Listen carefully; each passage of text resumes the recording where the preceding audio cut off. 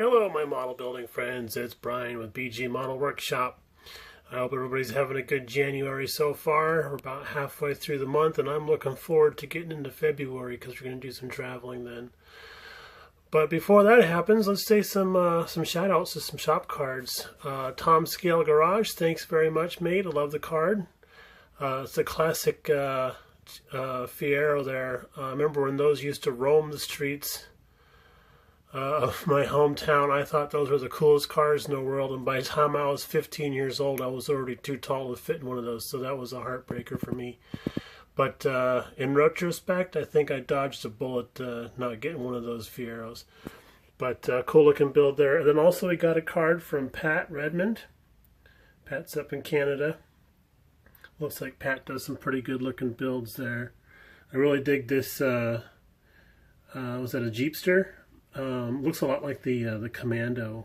I think they have different front ends on those things, but the plow and the snow plow on the front's pretty cool. So thanks, Pat. I appreciate that there. But then we got another card from Benny over at Full Ball Model Yard, and man, I love that truck, Benny. That's a sweet ride. My dad had a truck that year. And his was school bus yellow with a white top, and I'm hoping to do a build of that one of these days. But it's a great looking truck there. And Benny gets the special honor of becoming the first card for a whole new shop card board. So Benny's floating around here right now until we get a new board started. And what we got going on the workbench is we got that AMT 53 Corvette back on the green. You can see my big giant axle sticking out there. It's because I had to snip off the originals and move it up about 1/16 of an inch so it could get a better looking ride height. We've also lowered the rear end too to keep it level. And I really like the look of the height. It's looking great. I have my clear coat on there now, and I still need to polish that out, but we got just a hint of pearl going on. There's a good shot there of it. Just a hint of pearl. We use a Tamiya pearl. And George over at Vision 124 said that he tried using that and it didn't give a very big flake in there or a lot of color shift. So so I went straight to the spoons and did a couple of test shots on some spoons to take a look and see how that was going to turn out. And the mica look in that pearl is quite nice. I didn't want anything overstated for this car since it's supposed to be the polo white, but I didn't just want to do a straight white to give it a little bit of pizzazz. So engine's all done, put together. Got to do some detail paint still on the water hoses, and then get the wheels all sorted out and stuff. But we are having some trouble fitting the windshield and windshield frame together. The windshield frame, the chrome on it's really goopy, and I may end up having to strip that, sand it all down, and then repaint it again with maybe some all-clad. I've never used that before, but perhaps this will be the first time I use that. So then we just got a few other odds and ends to attach on there. Front grille, and the front grille actually goes in underneath from the backside. So I'll have to pull this all apart again and retry that. And then on the wheel covers, there's supposed to be a focus. All right, so there's supposed to be a red bead that goes around the outside edge. So I'll get that figured out. We're doing a lot of handling of the parts still, and I didn't want to get to that. And here's the really crappy mufflers that go on the bottom.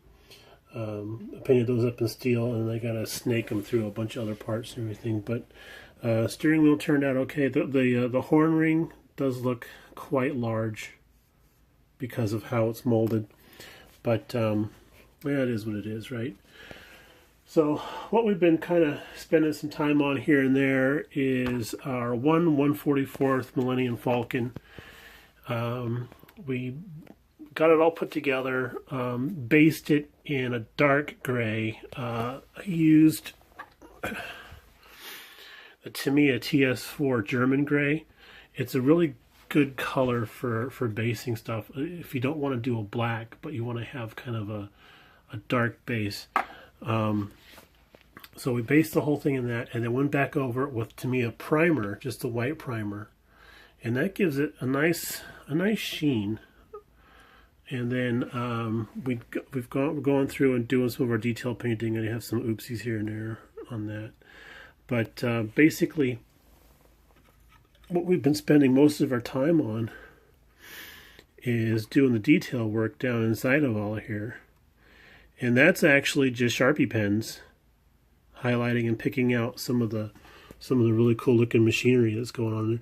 This one right here reminds me of when the Bionic Man would get his get one of his limbs injured, and you got to see the electric circuits down inside there.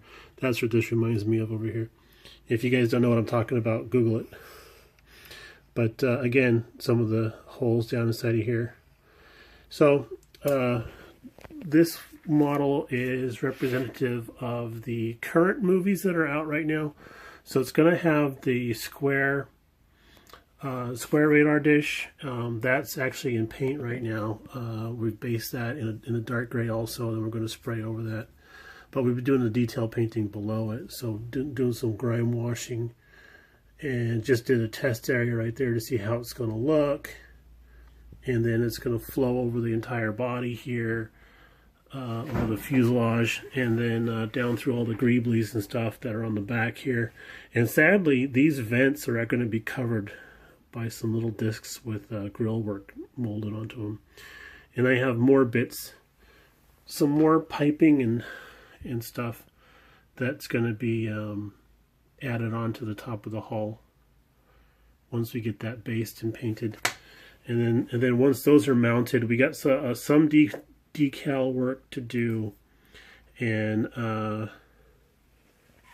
let's get a side shot here. We're doing it with the ramp down and the landing gear down, so it's going to be static, sitting in the sand. And then see if we can get a shot of the cockpit.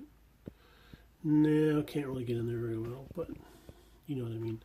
So we'll get this all decaled and get the last bits of the greeblies on, and then probably do a grime wash, and then a little bit of a dusting of sand over the top of it. I also want to do some fabric attached to it, because in the movie, one of the movies, when we first see the Falcon again, it has like a tarpaulin over the top of it, and I found this stuff here from a place up in Utah, Military Museum Collection, camouflage netting, tan, and what it looks like is somebody's used ace bandage.